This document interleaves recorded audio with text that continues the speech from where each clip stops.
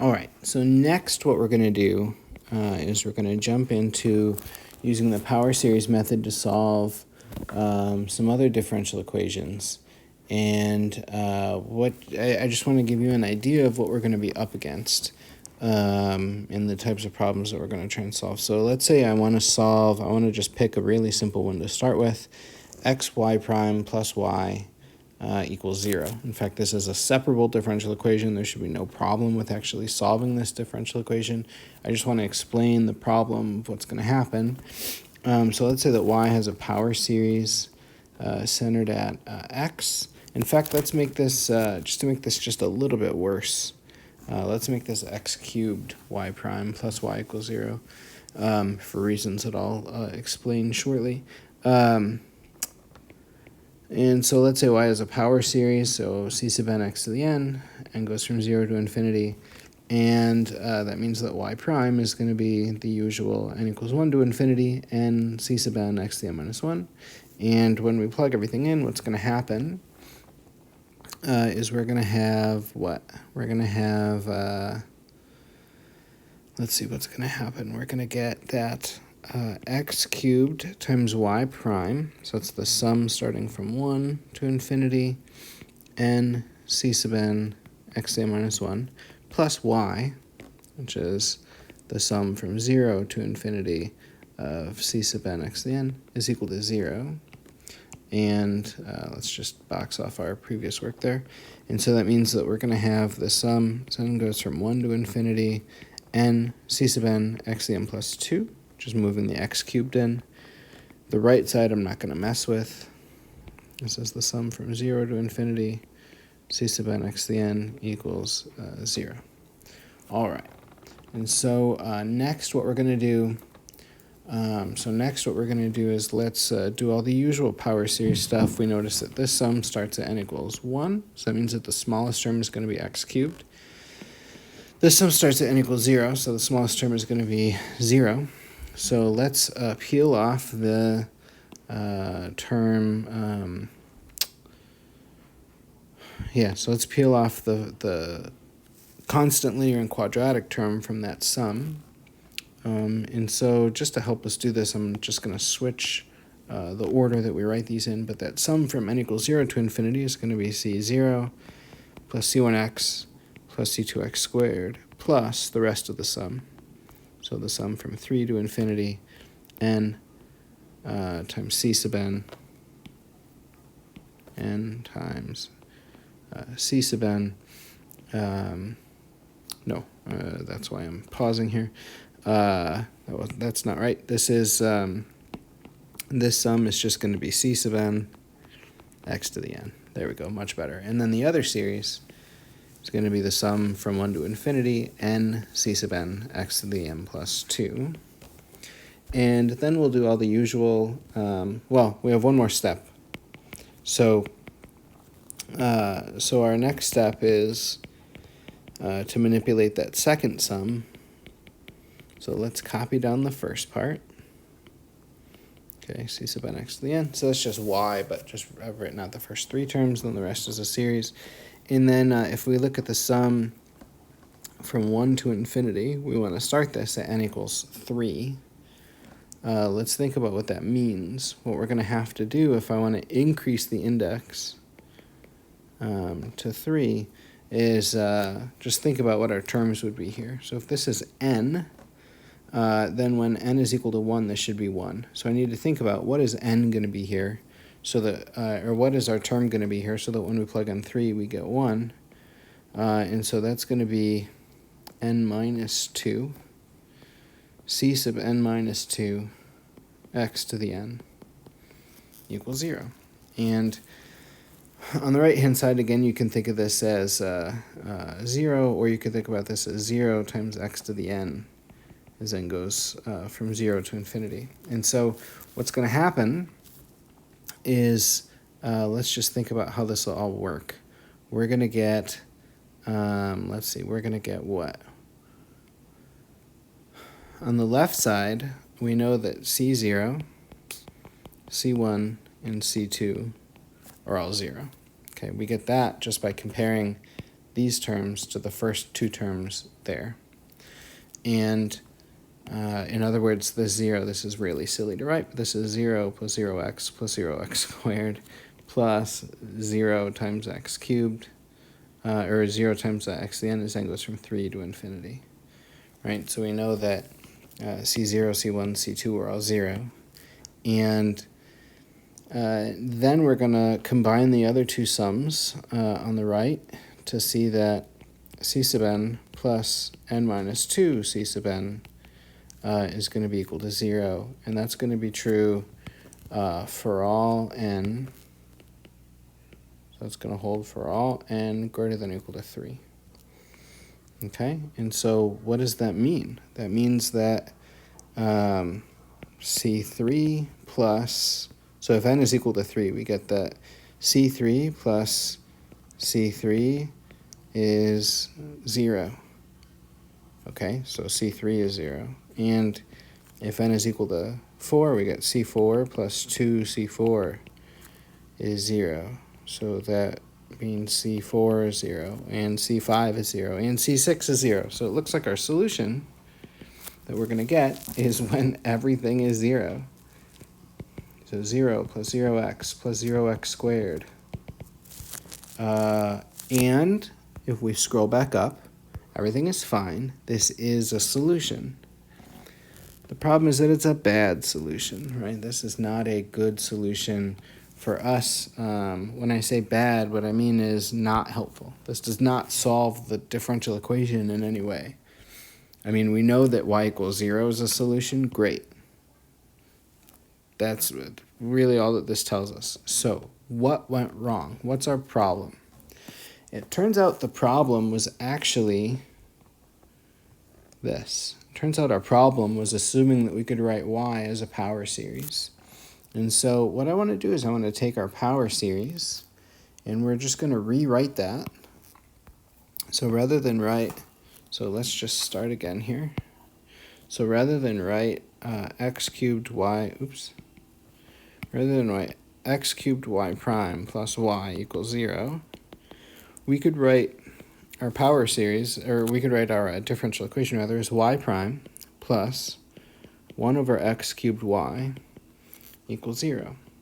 And now, hopefully it's clear, if I say that y has a power series centered at 0, that's going to be a problem, because if the power series is centered at 0, that means that in some interval around 0, our power series is going to approximate our function. The problem is that our function isn't going to be well behaved at 0. Okay, so we have this problem where we have a function who does not have a power series there. And there's lots of functions that don't have power series at particular values. There's, again, some kind of more complicated examples, but really, if you just think of something as simple as sine of 1 over x, you cannot write this as a power series centered at 0. It just doesn't make any sense to write that as a power series centered at 0.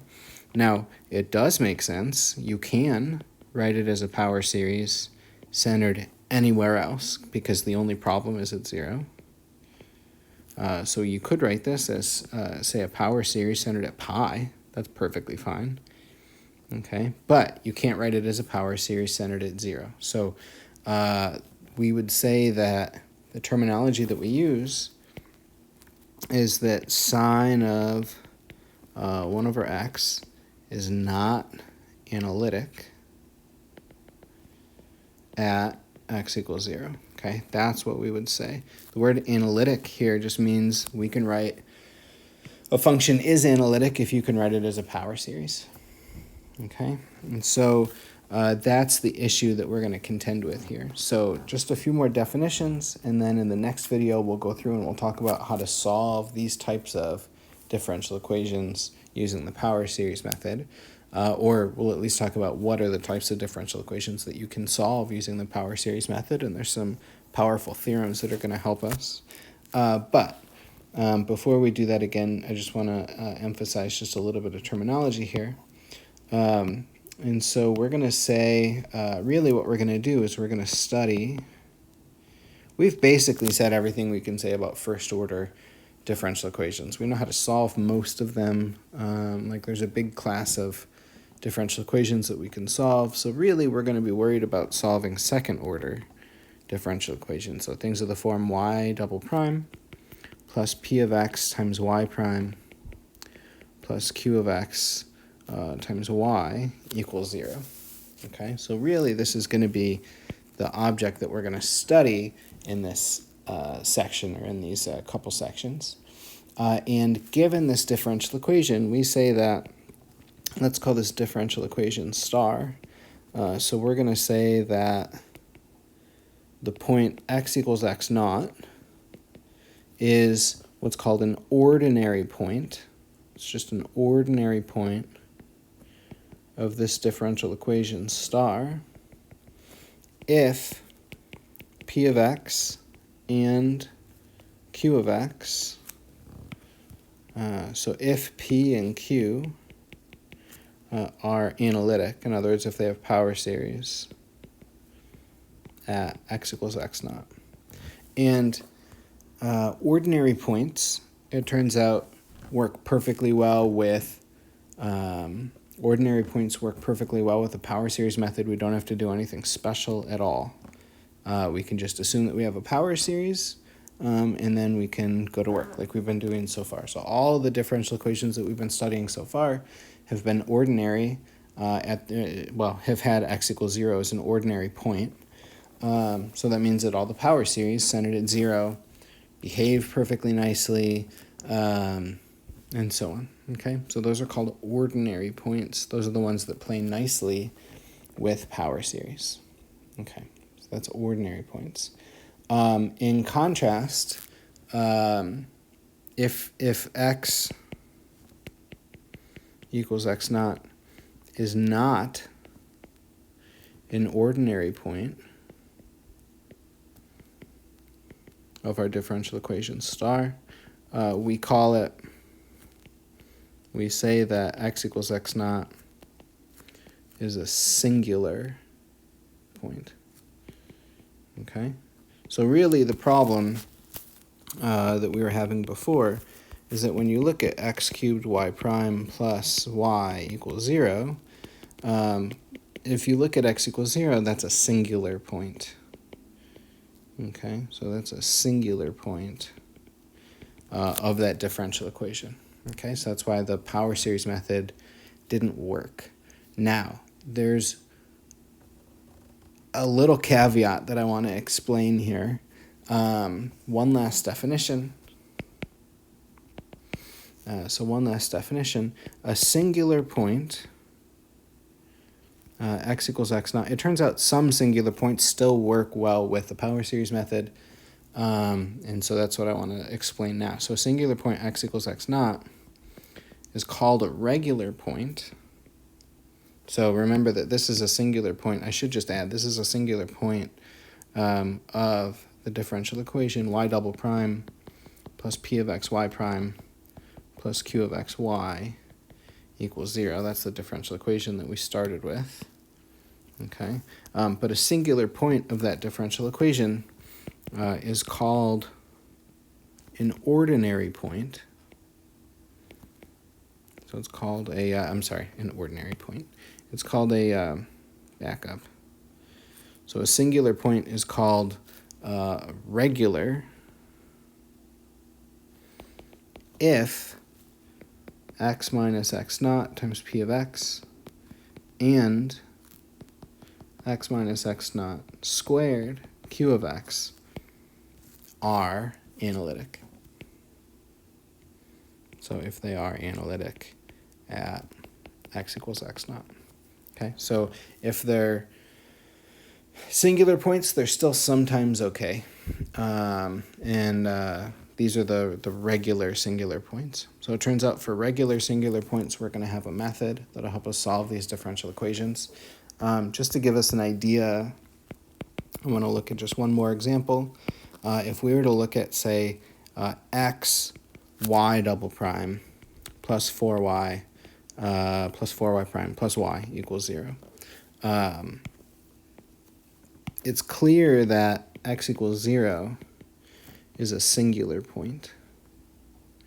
because you could write this as y double prime plus 4 over x y prime plus 1 over xy. You have the same power series problems that we had before. But it turns out that x equals 0 is singular, but it's also regular.